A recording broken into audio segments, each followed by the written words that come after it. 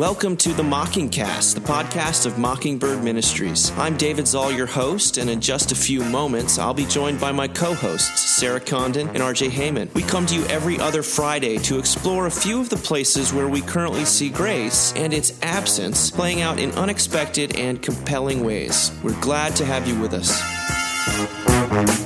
Praise the Lord. Praise the Lord. God. Okay, 6 days into this new normal, and here we are with another episode of the Mockingcast. This is also like a Mockingcast new era. We're weekly. Like this is a thing now. This is like our third week in a row we're recording. It's amazing. It's so exciting. It is exciting. Gosh. That's what I was trying to herald, but what just took a pandemic for us to go weekly, folks. Yeah, exactly. someone was like, literally the only good news I've had all week is that the Mockingcast is going weekly, and I thought, you know what? Woo! That was like a little hug on the heart. Giddy up. Yeah. How's it? So what are you guys up to? How's this? How are you surviving? I feel like I said this last week because I feel like I'm just saying it on repeat right now. The Lord never put it as like a calling on my heart to be a stay-at-home mom, you know? And I wasn't raised by a stay-at-home mom. And so like, I don't even really have like a blueprint for how this works except to like overfunction. So yeah, so I'm overfunctioning like a beast right now, which is got to stop at some point. How's the patio furniture? Is it just oh my amazing? God. So update. See, we can do this now weekly. Like, I need to know about your plantings and your furniture. Here's what happened today, like literally 2 hours ago. My husband was on a meeting. The kids were in front of the TV. And I was like, here's my chance to get that antique wicker chair down from the top, like where the top balcony to the grass to spray paint it. Okay. So I couldn't fit it through doorways. And it's disgusting. It's been up there for years and like never been cleaned. So I couldn't get through doorways. So I was like, I'm going to like lower it and use like the rail as a pulley system because I've seen enough PBS kids to know how that works. Engineering. Yes. And I could not find a rope. So I used one of the dog leashes that locks, you know? Yes. And I got the chair down beautifully. And then I tried to do the footstool and it like, it's an old dog leash and not well made. So it like released and I got a wicked rope burn on my finger. And Josh was just like, we don't need to go to the ER right now. Yeah, you really don't. that would be the last we ever heard of Sarah Condon. Literally. So anyway, that's my update. I am looking at ordering things for the porch today. So it's like very exciting stuff. One of my most faithful Christian friends was like, we don't need to be ordering things right now as Christians. We need to, not consume. And I'm like, like searching like porch furniture. What? That's crazy. I actually did have a couple people ask me, it's like, that's a great idea. That's a great idea, painting your porch furniture. I've been meaning to do that. So Sarah, any other pro tips besides pulleys, using pulley You don't systems? have to, I just want to say you don't have to clean anything before you spray paint it. It'll just land under the paint and it'll be fine. That's my other Sarah, tip. the idea of you with rope just makes me nervous. I'm really worried you're going to accidentally hang yourself. Like, I was at a meeting and I came home, the kids were watching TV and what happened? How did she use a dog leash? We don't know. Suicide jokes are fun. RJ, how are you? Yeah.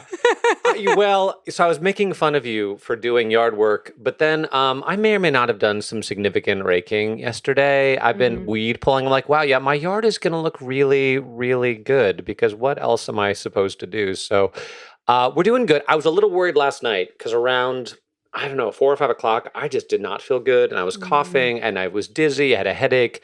So my wife promptly quarantined me. I binge watched Barry until about 11 p.m. But I feel fine today. So praise God. Good. Do not have a fever.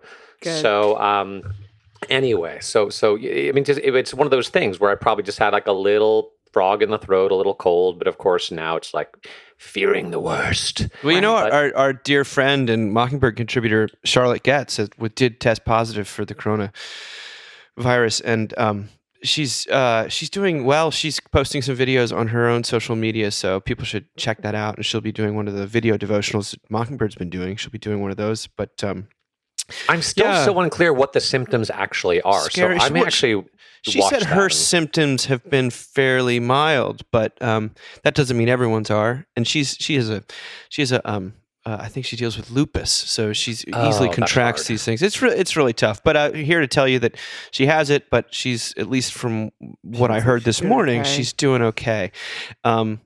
And I should mention before we jump into the stuff, if anyone out there is, churches, whatnot, looking to do podcasts during this, we have the best podcast engineer in the business is ready to help you out. His name is TJ Hester, and he works with us. And as long as you don't schedule him for when we need to do our recording, then we will. We were happy to share the wealth, and you can That's just like get in telling touch someone with you us. have a great babysitter, which is always dangerous. You never tell someone when you've got a great babysitter because So, they're well, going to they'll steal them from Well, you. I said we so- would. We could possibly edit this out. So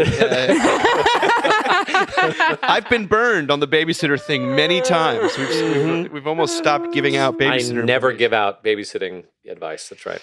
Well, let's names. begin by talking about something a little bit more prosaic. Welcome to Marriage During Coronavirus. And this also just applies to relationships more generally. By Jennifer Senior in the New York Times. This appeared early last week, and I wrote about it for our website this morning. She says, perhaps a week ago, I wandered downstairs, laptop in hand, to show my husband an extremely dire Twitter thread from an Italian doctor. He took one look, gave me an exfoliating stare, and handed the computer back to me. The thread was 20 parts long. Why, he asked, are you showing me this? It wasn't because he'd been in denial all week, sticking his fingers in his ears. It was because this man, who's had more chaos in his life than I have and who's contended with far more loss, was calmer in the face of adversity than I was. I was starting to wear him out, and I hadn't realized it. She goes on to say, the coronavirus may turn out to be the ultimate stress test for couples. Partners, even those in long-term relationships, have very different coping styles when it comes to uncertainty. So Jennifer Senior's called Esther Perel. I love how if you work for the New York Times, I guess you can just have Esther on speed dial. The noted therapist and host of the podcast, Where Should We Begin? She describes several stylistic differences that might be relevant right now. Among them, how partners approach information in moments of crisis. One may binge, the other has a defined sense of when enough is enough and turns off the tube. How consumed partners become by an emergency. One may be preoccupied with risk, the other may focus more on maintaining the rhythms of normal life. How partners move through the world when disaster strikes. One takes a structured, purposeful, proactive approach. The other is more passive and fatalistic. If you polarize and you think there's only one way to do things, she said, it's fake certainty. The whole point is that you're discovering it along the way. Which means that when couples clash over strategies and coping styles, it's important to remember that both parties, within reason, of course, are right or potentially right. Now, one thing I said about it this morning is a more sort of low anthropology way to phrase that last sentiment would be that when it comes to how you're handling current events, both of you are probably going about it wrong. And that's not, in fact, the end of the world. Now, I've seen this everywhere I look. It almost is like, even if you kind of enter into a relationship, both dealing with crises sort of the same way, over time you start to fill these roles where the one of you is a worrier and the other one is the rock, or one of you is a catastrophizer and the other one just buries your head in the sand. And it's very easy to start to think that one is the right way to be and one is the wrong way to be. And of course, that just adds supreme marital discord and judgment on top of the already strained circumstances, instead of viewing it perhaps as though, you need each other, that God has kind of put you together for better or worse, and that it's not actually bad to have different responses to these things. And in fact, the way that we insist that there's one right way to respond is actually a way to control a chaotic situation that ends up backfiring. Are you guys seeing this in relationships?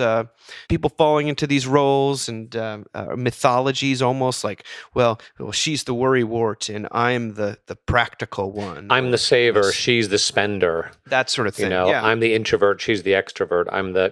All over the place. But Sarah, what do you think?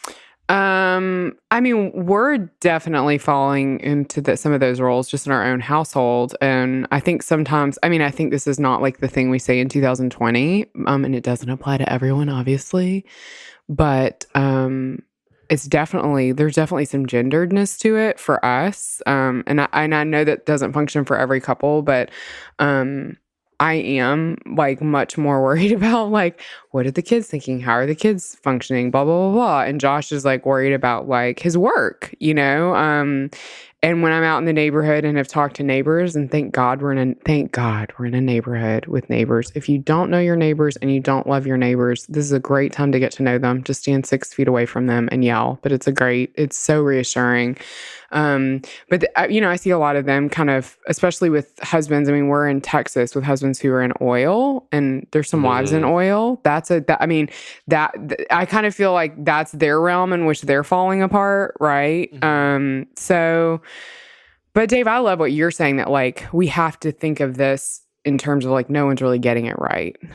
Like no one's going to respond to this well. It's just like having a tremendous amount of grace and an endless amount of apologies to offer one another when we lose our shit, to be frank, which is kind of a daily occurrence, you know? Yeah, I just think this is unassailably true on every level, and it's true when I'm doing marital counseling, premarital counseling in my own relationship. You know, at some point, I finally learned that to tell my wife to relax under any circumstances is the absolute worst thing I could ever possibly do. And then, you know, there are other things that I think she has said to me in the past that she just, maybe, you take things too personally. It's like, well, yeah, is that true? Yeah, it probably is. But saying that isn't helpful in the midst of the situation. And this is going to go to, I think, another article we're going to talk about today.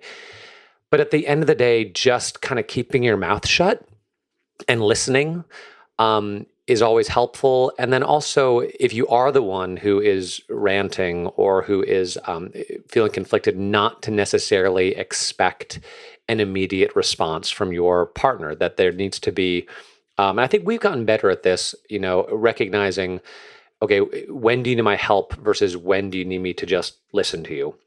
Or when do I need to rant at you, or do I actually need to ask you to aid me with something, and to sort of find those moments. But it is interesting because all this social distancing / forced intimacy is really going to force people into reckoning with each other. And I got at this a little bit, I guess, a couple weeks ago when I talked about sort of submitting to another person's understanding of the world. And I think that's true, just to recognize that your spouse, your children, whoever you are around right now and intimate with is just a different person than you and is telling themselves different stories. That's also something that happens, that sometimes we act out of these narratives that we hold on to that we aren't even really aware of until someone doesn't act in accordance with those narratives. Right. And so try to reveal the hidden. Because if I can understand the narrative my wife is working out of, and she can understand my narrative, then we can have some more compassion for one another and understanding towards each other. But it's going to be a very interesting time for marriages and for parenting. Well, and for all of the, she cites the Hurricane Hugo and kind of that happened in the 90s in South Carolina, and the ways that there was a lot of emotional movement after a disaster like this. That means some people had children, some people got divorced. Y'all stay on your birth control. Lots of people, for all the hard stuff, let's be honest. Lots of people got married out of this, and lots of relationships were formed, and there's a lot of emotional movement. And you're right, it is hard not to see it. When I was writing the piece, I was like, it does. Most of the relationships I see around me do sort of break down along gender lines, where the wife is generally more worried about health stuff. And maybe that's men just never don't like to go to the doctor. But I do see the reverse sometimes too. And I see sometimes there's the guy is very worried about money in a way that the wife isn't, or very worried about social standing in a way. People worry about different things, but I do see what she's talking about is once you get into the weeds of, because like basically you need to be more like me. And that could actually take any kind of form, not just sort of gender role type forms, you get into a situation of cage-like mentality and judgment that invariably makes whatever this high stress that's causing you to say that, it very makes the stress worse. But I bring in my father's talk about mythology and marriage, and we've talked about that already on the podcast before. But it's everyone ultimately is after the same thing, which is love and protection and these things, and we're going about it in different ways. But to somehow get underneath it is to maybe stop just trying to control one another in the midst of an uncontrollable situation. And if I can pass on just one thing that our marriage therapist said to us, which was so helpful, is to remember that in the midst of these stressful situations, and let's face it, all of life is stressful. This is a particularly stressful moment, but there are always problems, there are always concerns, there are always challenges. The thing is to, at all costs, maintain the bond with your spouse, to not allow whatever problem you're facing to become something that comes between you, but that you see each other as a unified front who are trying to address that problem together. And if you can do that, if you can kind of, not make your partner, your spouse, the locus of the problem, but see the problem outside of your relationship and something that you can approach together, that's just, and I'm not always successful at that, but I think to the degree that we can begin to approach that, it's going to be, it'll make for a lot more harmonious, and fulfilling relationships. I did see a tweet yesterday. It's like, being quarantined right now makes me so grateful that there's someone that I know I could have been quarantined with that I know that I'm not quarantined with, and how amazing it is that we broke up or something like that. And so hopeful. It does strike. I mean, we're talking here first about people who are in a relationship, and I know not everyone is.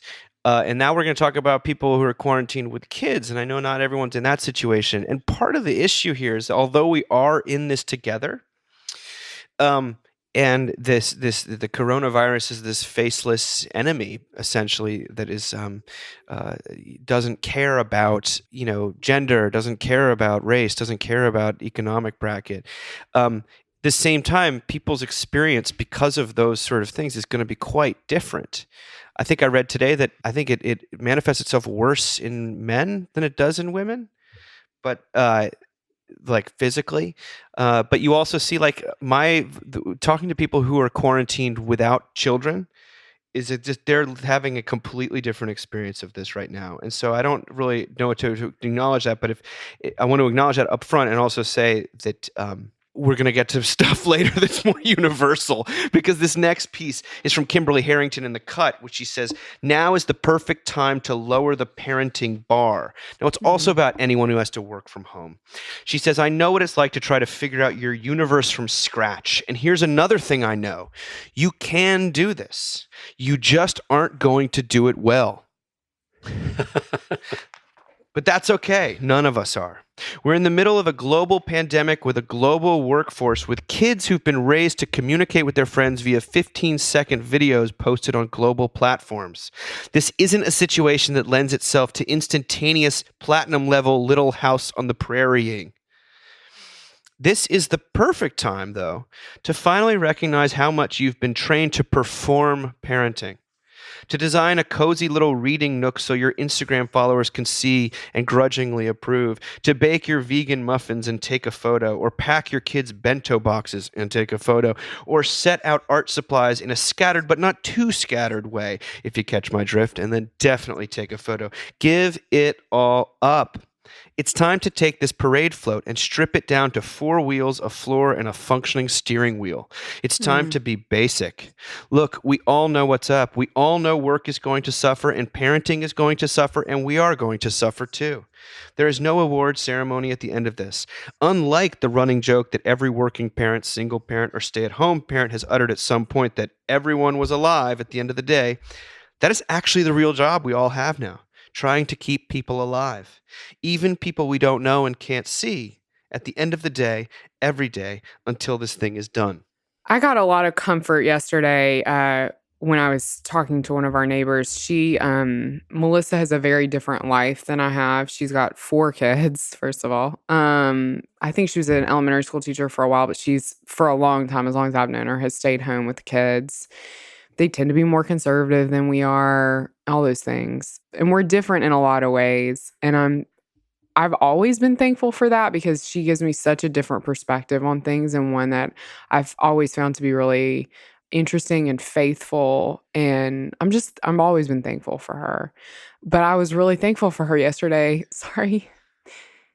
Because she said to me, Sarah, all these working moms and parents are getting this homeschooling thing wrong. She's like, you don't homeschool for 8 hours a day. You make sure that your kids know how to read. If they're if they're old enough to read, they need to read, and they need to be doing some math every day. And that's it. That's it. The rest of it is they're playing, they're outside, they're going to be on the TV some, they're going to be on their iPad some. But it was such a word of grace spoken over me because I have really felt the burden of responsibility. And I feel like I just need to say, I have a small group that I meet with of girls from our church, and women are bearing the responsibility of educating children right now. And they have full-time jobs. And I'm not talking about my ministry job, which obviously is kind of light right now. I'm talking about girls I know who are big boss ladies in oil companies who are also worried about educating 3 children right now. And that is crazy. So I wanted to share that because I think this article really speaks to the idea that we can't come at this we can't optimize this, Dave, to use a seculosity word. And we're all going to want to because we're all going to want to control this. But the more that we can remind ourselves of what childhoods were like in the 70s and that those people turned out fine. I mean, I think about, there was that funny piece that circulated over the years about, basically how moms would lock kids outside the house, with some Tang and be good luck.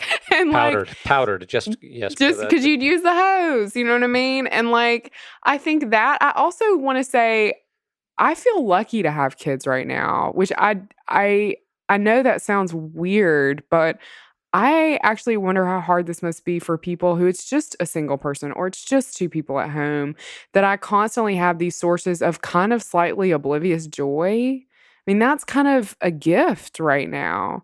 It's not an easy gift. I definitely have said the F word around them today. I mean, the rope burn alone. But we're always talking about how we want to spend more time with our kids. Mm-hmm. Yeah. Here we are. What is that going to look like? How can we make that?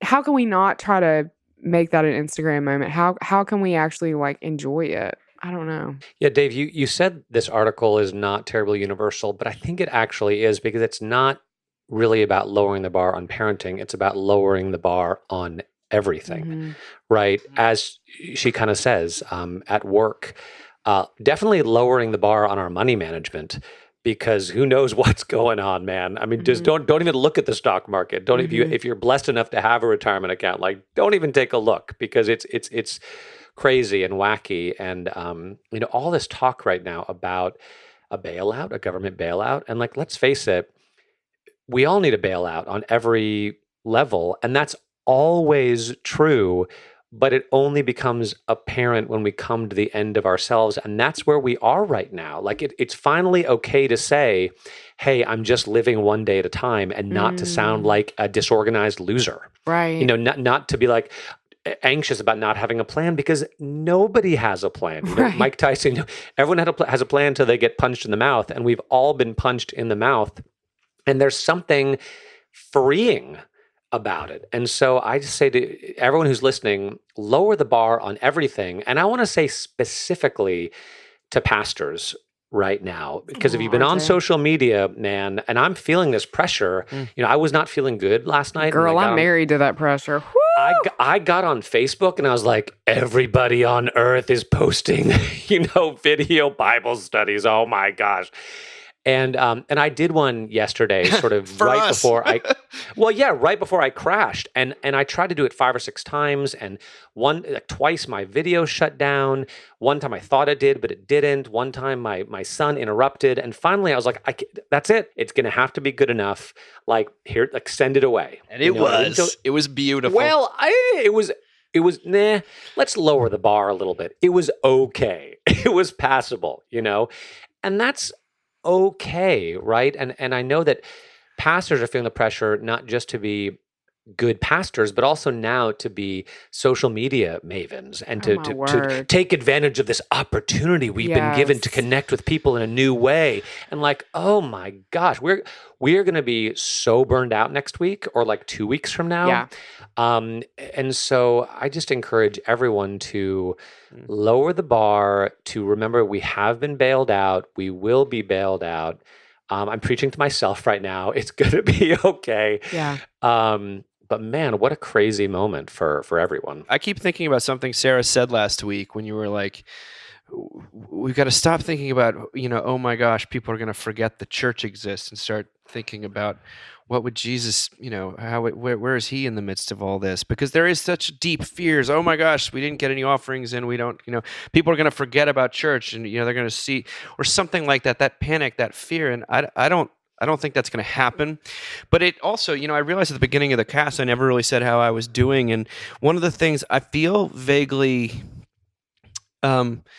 scared like everyone, kind of relieved of certain things that, that schedule's clearing and all that stuff. But I also feel this kind of low-level guilt. I mean, I'm starting to know the virus has entered into our town, and we're starting to know people who have it, and that is scary. But I'm feeling a low-level guilt at a sense of satisfaction that I feel like the ministry I've been given or we've been given over the years was kind of made for times like these. All we ever talk about is how people don't really have much control in life. All we ever we do this through the internet, and we talk about God being not just a person, not just the force that helps us sort of shape our environment or build this a sort of a horizontal project, but we talk about God being who you need to save you from death. I'm like, it's so crazy to me you said that, Dave, because that was exactly what I was going to say. Like yesterday, I was doing something in my kitchen and I was like, holy shit. Like if there were ever a time that people should give up on all their like personal betterment projects, both secular and religious, and just headlong into a theology of grace, this is that moment. Mm-hmm. I mean, this is the time when this just speaks to me so deeply. Like, I am a little bit like, I feel you, and that I am a little bit like, how's all that like visioning going for you? Or even like from the religious side, I'm like, how's all that like, well, I do want to say I'm very envious of the people who've planted community gardens at their churches. Good job. That was now smart. Yeah. But like, how's all this co-creation going? You know what I mean? Like, how's that feeling right now? Probably not real good. And like, I don't mean to be snide about it. And I know I sound snide and I know I am, and I need forgiveness for that. But like, I'm struggling with some of the resources I'm seeing. I mean, I saw a prayer that went out that somebody wrote for coronavirus and got shared all over the place. First of all, it didn't have the name Jesus in it. And second of all, it was like God of billions of galaxies. Okay, look, listen to me for a second, preachers. As long as we're talking to preachers, your people do not need you to get on every day at noon and freaking do noonday prayer, which is not a thing they know, and then get off, okay? If you want to do noonday prayer because it makes your little heart feel better and we're liturgical Christians and everything, that's fine. I grew up basically in a Baptist Episcopal church, so I struggle with that, but whatever. What your people need, if you're going to get online, is for you to get online and say, how are y'all? Are y'all okay? I love y'all. God loves y'all. We're going to get through this. They need you to be vulnerable. So like, if you're going to do anything, like this is, I don't know. I feel like I turned this into my own platform, but it's just, we need grace right now. We need humility right now. We need vulnerability right now. I'm not sure we need 800 videos of noonday prayer. Well, before we move on to the next one, let me just, it's amazing that this article by The Cut ends with the word. You guys notice how it ended? Godspeed. Godspeed. Oh. An article in The Cut ended with Godspeed. Praise God for that. Moving along, Dave Zoll. Well, Okay. this is CJ wrote about this yesterday. It's an article in the New Republic written by Nick Martin called "Against Productivity in a Pandemic," and this is sort of just echoing Yes. stuff we've already talked about. But everyone needs to hear this. Because you were all gonna, as he writes, you'll bump up against some unwelcome reminder that in the face of historic disruption and uncertainty, you can actually get a lot done in home isolation. Did you know Shakespeare wrote King Lear while he was quarantined during the plague? That little chestnut has been trotted out quite a bit. Have you tried baking as a form of corona therapy? How about turning your living room into a home gym using soup cans for hand weights? Inbox, want 19 easy tips on how to manage anxiety in the time of COVID-19? This mindset is the natural endpoint of America's hustle culture, what we term really the cult of productivity or seculosity. The idea that every nanosecond of our lives must be commodified and pointed toward profit and self-improvement. In a literal pandemic, as millions of us are trying to practice home isolation while also attending to the needs of our families and communities, the obscenity of pretending that work and, quote, the self are the only things that matter or even exist becomes harder to ignore. This sort of, yes, the pandemic is bad, but how can you improve yourself with all this solitude? Or more to the point, how can you continue to prove your worth as a hard worker? These are obscene ideas, is what he's saying. More work, maybe the single most constant feature of American adulthood, is not the answer. Neither is more needless productivity. This is a time to sustain. The work of care, of real meaning, is what we should be concerning ourselves with now. It is not optimized or disrupting or any of that. It is just essential. Reaching out to offer support to the soon-to-be overworked nurses in our communities, contributing to local funds and efforts to feed and adequately compensate grocery workers, restaurant workers, and others who are working at great risk and maybe struggling to put food on their own table. We should be offering to make shopping runs for our elders or other at-risk neighbors. This is the essential work that demands our attention now. Not to put too fine a point on it, I think he's basically locating the way that this pandemic is unmasking all sorts of seculosity around getting things done. And the need to get stuff done that you just for the sake of getting things done and not even asking what do you need to get done. I think it was Andrew Cuomo, the governor of New York, who's quite a character, was talking to someone on NPR yesterday and saying, like, let's just forget about the economy right now. Let's just make sure that there's people alive in order to have an economy. Like that's what's important right now. And this is all we're having to answer all the questions of death. I mean, for years, people have said that the entitlement under which most of us live has a bit to do with the fact that we've never faced a real war, a wartime effort, and this might be that equivalent. It's different, of course, in key ways, but it's also similar in a lot of ways. And what is necessary versus what is a luxury, what is recreational complaining versus what is truly important in the cry of the human heart, and where is my time best used when things are at risk. All these questions, again, I think it's actually insofar as it unmasks and exposes some of our needless neurotic seculosity, we're going to see that it's going to be a bit of a gift. That doesn't mean we're calling pestilence a good thing. Well, Dave, I totally agree. But I also want to name, Sarah, for you specifically, that, if being productive is something that, and doing things is something that brings you peace. Like, some people, they have peace by spending time alone or solitude, binge watching TV, whatever. But if doing things, being productive is something that just makes you happy, then that's okay, but also to recognize it doesn't make you better or worse than anyone else. It doesn't justify your existence. It's just how you're made.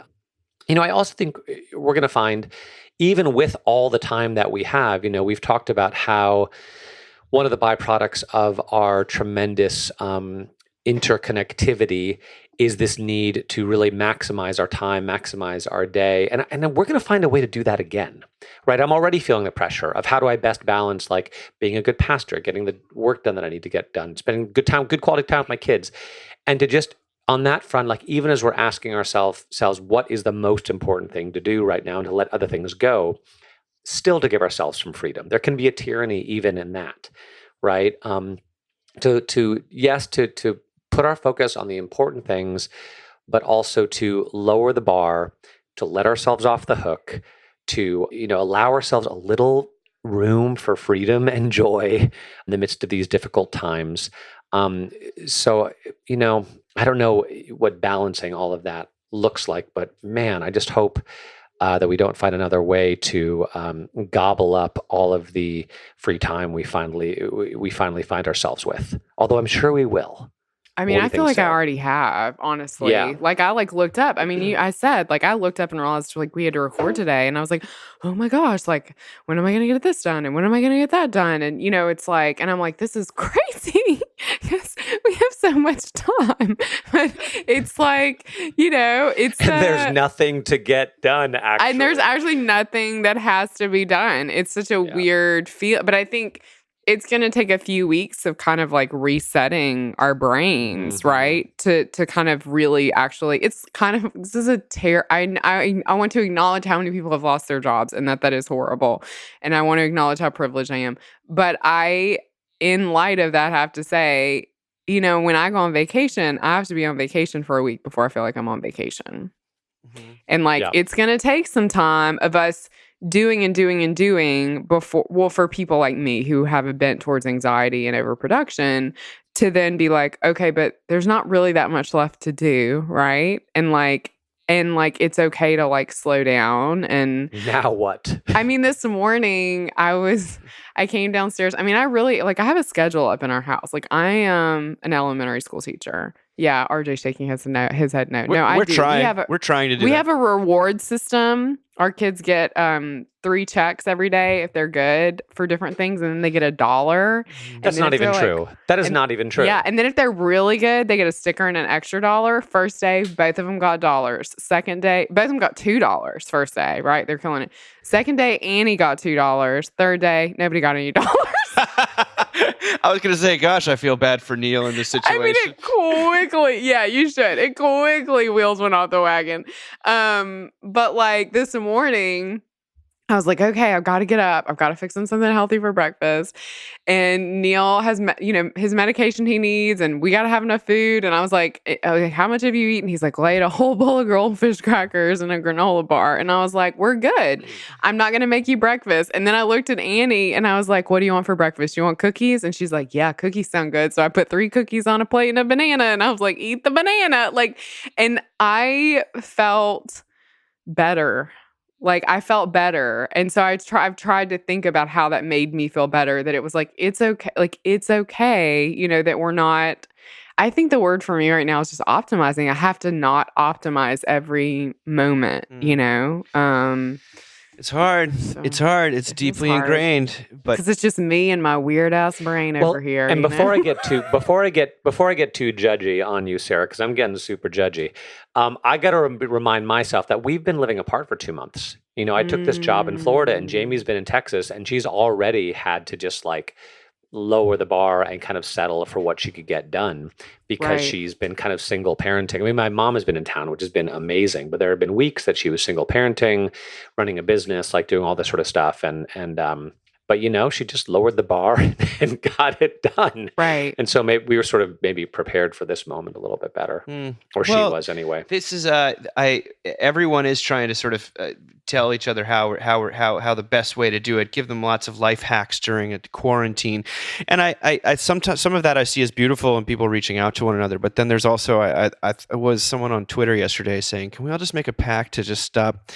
This entire platform is just becoming nothing but advice, sort of unsolicited advice. And I thought, even though we've been talking about parenting advice, relational advice this week, but here's something to ground us with Tim Kreider coming in from, our our friend Tim Kreider, who Patron saint. Patron saint, writing a screed against advice.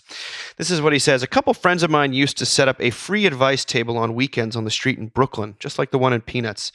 They only ever actually gave advice in response to relatively trivial questions, like should I go home and do some chores or go get drunk with my friends? For more serious ones, they did something more like counseling, drawing the advisee out with questions to help them think through the problem themselves. They learned that people are actually asking for a lot of different things when they ask for advice, few of which are actually advice. They're asking for permission, reassurance, commiseration, or sympathy. They want to waive their own agency, outsource blame for their mistakes, to be told they're in the right, that their situation does indeed suck, to know they're not crazy, that they're not alone. Most of them simply needed to feel heard. A lot of people, it seems, don't have anyone in their lives who listens to them. Meta-analyses of different therapeutic methods suggest that the part that actually helps is the clients becoming attached to someone who pays attention and cares about them. Few of us, now here's where he gets into he just goes subterranean in a beautiful way. He says, few of us, not even the savviest and most self-aware, are really privy to our own motives. So to purport to understand what other people want or to tell them what they should do, especially in the most irrational realms of love, sex, and reproduction, can only ever be an exercise in projection. Think of the romantic advice we give our friends. We want them to have partners who are safe, who will never hurt them, who will unconditionally adore them, even though we would never choose such boring partners for ourselves. We want someone thrilling, out of our league, someone we have to win. I just want you to be happy, we tell them, even though our own actions suggest that happiness is pretty low in the hierarchy of things we want. When you see a friend settle contentedly into a life that appears from the outside to be miserable, you can be certain he has found something he needs far more than happiness. One of my friends who manned the free advice booth, who's now a social worker, says that he thinks the fallacy behind most advice is the same basic delusion underlying most Western philosophy, governance, and economics, that people are essentially rational and will act in their own self-interest. He sees most systems of thought as reducible to, my plan would work perfectly if only people were different. But people are not different and never will be. They do what they want, not what they should, or what's wise, or rational, or virtuous. He sort of gives a rejoinder at the end. He says, I do think other people's words can accidentally resonate with questions that have long preoccupied us, spring latent tensions, or suddenly reveal decisions already made. But I think people often feel as if, unless they have some concrete advice to offer in a crisis, that they're showing up empty-handed. But just showing up is the hardest and best thing you can do for someone who's suffering. Boom! So all I can think about as related to all of my clergy colleagues in the Episcopal tradition doing morning, noonday, and evening prayer is that when I was in seminary, we had morning prayer, and it was required for Episcopal students every morning. It was either 7 or 7:30. I don't remember because I didn't go. It was, and I got out of it because I went to the dean. I lived an hour and a half away, and I went to the dean and I said, "Look, I'm happy to show up for morning prayer every morning. I just won't stay married. So that's your call. If you want me to stay married, then I'm not showing up for morning prayer. But I'm just gonna, because it would mean me never seeing Josh, and I would have had to sleep over and blah blah blah. No, not the fact that you had that impulse. The fact that you actually said that to I'll to say your anything dean. to anyone. Apparently, it's a part of my amazing. charism.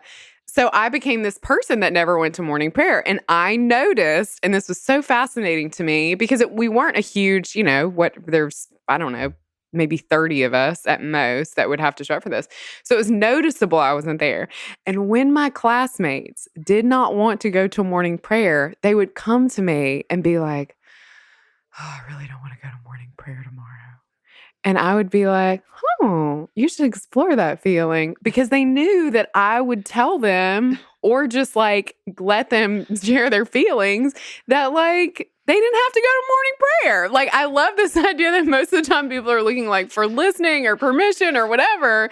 Because it really took like a week or two. And I realized like people who never talked to me would come over to me and be like, I really don't want to go to morning prayer tomorrow. It's a lot of morning prayer. Every morning is morning prayer. And I was like, girl, I'm not going. Sarah, he says earlier in the piece, he says, I've noticed people unerringly seek advice from the person likeliest to give them the advice they want to hear. Exactly. No one- I love this. No one who really wants to go home ever asks me whether they should have another beer.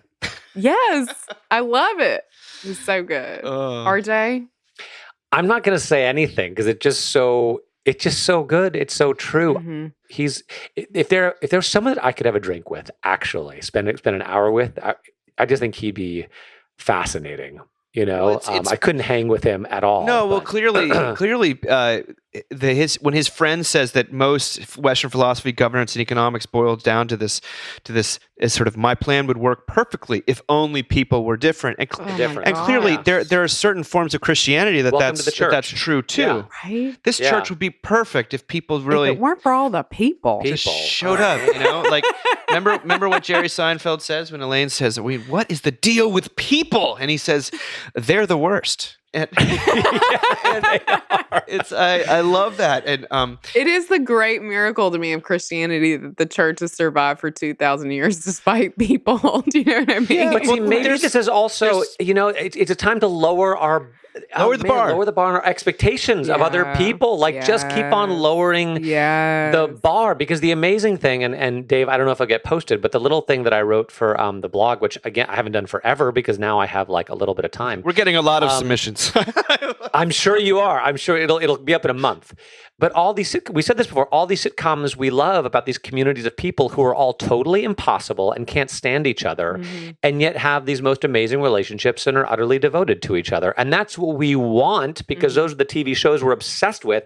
And yet we can't bring ourselves to actually engage in it. We can only do it vicariously because it's too scary, because it is scary, right? People are the worst. They're also the best. They're also Right. the And best. you gotta, Right. you know, and you gotta have both. But it's what makes life interesting. People are interesting, man. Well, remember, he says people do what they want, and it's the emotions, it's the heart. What do we always say? You know, it's the great mantra. What the heart Desires. loves, the will chooses, and the mind justifies. Yeah, it's how Yeah. people work, and if you can't get that around your head, you're just not going to love them, or you're going to hate them. But Yeah. because it's ultimately how you work and how I work too. Because we can talk to her blue in the face about sort of why we shouldn't give advice, and then you know, we're there, you know, doing it to. I'm dying to do it right now. Yeah. RJ, I want to straighten you out. I've been meaning to straighten you out about a few things, and maybe Well, today I'm sure is the Jamie time would to love do that. So Morning yes, prayer is she'd be- canceled across the United States. Sarah, Talk to your people in real ways. Sarah, if I'd said that to my dean, I probably would have gotten kicked out of seminary. know So what? God bless you. You know what? I've been kicked out of a lot of things. It is not that well, bad. it is You kind of recover. delightful to see all of these sort of you know, pseudo Catholics have they're all doing Protestant services nonstop. Oh and, my gosh, and it's I so kind of like funny. as I kind of I'm affirming of that. People who've never actually even done. No, morning it's good. prayer. It's really good. I have to say, Morning this is prayer like, great. It's great. forever. this is great. It's such a non sequitur, but it's totally non sequitur. So I'm sure TJ can get this. But one thing we've realized in living in close proximity is that we get to know each other so much better. And the other night we were watching an episode of something with the kids who ended up in detention. And my husband looked at me and he goes, "Did you ever have to go to detention?" I was like, hold on. Did you just, Alec? I spent half of high school in detention. I used to roll in and they'd hand me a screwdriver. And You're I'd pretty have much Ali Sheedy. I'd is have what to it is. flip Pretty much chairs Ali. over and scrape the gum off of them with a screwdriver. I mean, that was, anyway, we're all getting to know each other better. Yeah, well, I think I could see that happening now. Yeah. Let's move on to the very final piece we to talk about, and it's from Jason Michelli, our friend and the Methodist pastor, who writes on a more serious note. He says, "I won't be doing any celebrations of life after this pandemic. Now I know provocative title. This is Jason after all, but he's it's a short blog post about the story of Lazarus, and he says the story of Lazarus in the Gospel of John begins with a diagnosis of the human condition and of the disposition of God's heart towards humanity, even in this horrific illness we bear. John tells us that Lazarus is sick, and John tells us that Jesus loves Lazarus. It's important, especially during this pandemic, that we know both of those things, that we are sick with death, and God loves us even in our illness. Lazarus, you see, has contracted the same disease that infects every man, woman, and child. He is infected with death. And just as in Genesis, we who are dying, separated from the God who made us from nothing for love alone, are given a promise. This sickness of Lazarus's is not fatal. It will become an occasion to show God's glory by glorifying God's Son. That's the promise preachers of the gospel likely will need to proclaim in great numbers. That's the promise to which we will commend those taken by COVID-19, earth to earth and ashes to ashes. That's the promise that will make such rites not just a remembrance of life, but a celebration of life to come. That's the promise that will make the preacher's words not a eulogy, but a proclamation. The promise that this sickness called death is not final. Notice, we are told by John not only that God is sad, we are told that he is deeply troubled. We are told that God is angry, but not at Lazarus, not at you or me, not even at the president. His anger, John says, is directed at God's enemy, whom St. Paul calls the last enemy, death. And that is a very good thing to remember at a time like this, a time that pretends to lead to many future days when families will contact pastors and priests and say, despite their grief, mistakenly think they're supposed to organize a happy, joyful celebration of life for their dearly departed. It's good to remember that Jesus is weeping and is angry that any ever need to journey to the grave. It's good to remember that God in Jesus Christ promises the coming of a day, a final day, when there will be no more crying, no more pain, no more grief, no more death. I mean, it's amazing he's a Methodist. Just kidding. I had to say it. Sorry. But it is a really good word. I mean, there are like, We love you, Jason. We love you, Jason.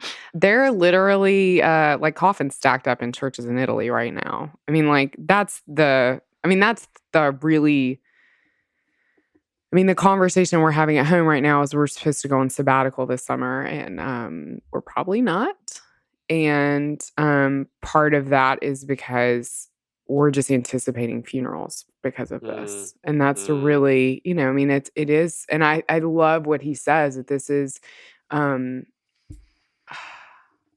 it's weird how when certain people die in certain ways, especially when I hate when people say to their loved ones, like, you should throw a party. I think that's the worst. I really do. Sorry for anybody who has done that or thinks it's a good idea, but that's not what people need. They don't need a party, right? They need to grieve. They need a sad place. Certainly they can toast you later, but they need that moment of an encounter also with the love of a God that will not let them go. And that's, that's what the church gives. That is one of our few gifts we have left to give that people really need. And they really need this now. And I think, when people die of something as catastrophic as this pandemic, I just think the only thing we should all head towards is grief and grace, So I think this is such a powerful piece. Yeah, I've done, as I've said before, quite a few funerals, and I've had a few families tell me that they, really wanted the service to be a celebration of life, and I just kind of nodded and smiled, knowing that that's not what I was going to do. Right. That we do funerals. We don't do celebrations of life really in the Episcopal Church, at least not according to the prayer book. And yet this article is helpful because. First of all, there's a place for remembrance, right? That it is important, I think, to remember the love that you shared with someone, the times that you had, the things that you did. Remembrance is important, and it's part of life. Memory is a huge part of life. But then there's mourning, and there's hearing the promises of God to us in the midst of our mourning, and that the celebrating we do, Sarah, as you said, and as Jason says, it's celebrating the next life. It's celebrating eternal life. It's celebrating the fact that what we believe is this life is, it's not the end. It is just the very, very beginning of a life that's going to go on and on and on for eternity and just get better and better, and that we will see those we love again face to face when we see Jesus face to face. And that is just so tremendously hopeful, because life, I don't want to minimize things, but I do think, we're all going to get together in heaven, and this earthly life will seem very short.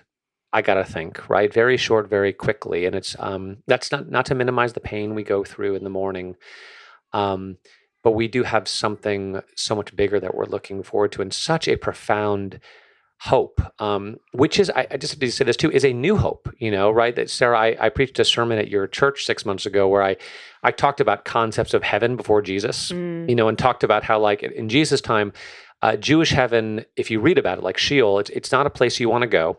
And pagan heaven, Elysium, is not a place you can get into. And the heaven that Jesus talks about is a place you want to go and a place you can get in because of what he has done. And that's a new idea in the history of the world, and something that, as are so many Christian ideas that now we just take for granted. But how profoundly hopeful that is. I keep thinking about what these funerals will look like. And I keep thinking about when we lost Josh's dad. I guess we're coming up, it'll be 2 years in May. And our family circumstances were such that we were not told when he died. We don't exactly know how he died, and that their parish priest sort of begged to call us and tell us, which was such a mercy 2 days later. And so there wasn't really a funeral we could go to, it was complicated. And so, I don't know, gosh, it was several months later, our bishop offered to do a funeral for us. And, my father-in-law was he's an Irish drinker type, right? He's kind of a partier. And I think what he really wanted was for everybody to go to a bar and raise a glass. And that's absolutely the last thing we wanted to do. What I didn't realize was how much we were going to need a funeral, because frankly, I was kind of done with the situation. And then, the bishop opened up a prayer book and did a small funeral. So it was a very small funeral service. There was no body there, right? No physical body, no ashes. And it was exactly what we needed. So my hope and my prayer is that the church is able to provide that for people in the months to come. One of the things that's going on behind the scenes right now is my father's writing what he considers to be his last book, called A Mockingbird Handbook for Boomers, Finding Peace and Hope in the Last Third of Life. But it's all about death. And I'm excited I can't wait to read it, frankly, because who knows what goes on in that brain of his. But it's, I think that this question of how do we die well is something that we, as people who claim to, believe that God is a God of death and resurrection, need to think very seriously about. And a lot of the ethical questions sort of seem to lose their immediacy in the midst of this kind of, the urgency of people dying and tragedy. And I hope it's not visited upon you, our listeners, or me, because it could be. And yet we are not without hope. And I keep thinking about Christians, hanging out in inner cities, in the Roman Empire, taking care of those who were dying of plague because they had hope in the resurrection. That was why they were there, not because they believed necessarily in the dignity of every human being, although they did that as well. But they also felt like it was a win-win. They could serve their neighbor and they could go be with, their Lord. So, I don't know. Any other closing thoughts, RJ? Any last things to say? No, it's great to be with you guys weekly and to walk through this with you. I don't know. I'm going to throw a curveball. I would love to hear any thoughts that our listeners have. If we're going weekly, would love to hear any feedback you guys have, and we're excited to be coming to you more regularly. And it's just a privilege. It's a privilege that anyone's listening, and I love spending time with you guys. So I'm always encouraged and edified. And anyway, yeah, it's good. It's fun. All right, my friends, stay out of harm's way. Maybe. I don't know what the great sign off is. Just I'm not barely. making any promises. Just barely. Okay. All Bye-bye. right. Bye, you guys. Love you guys.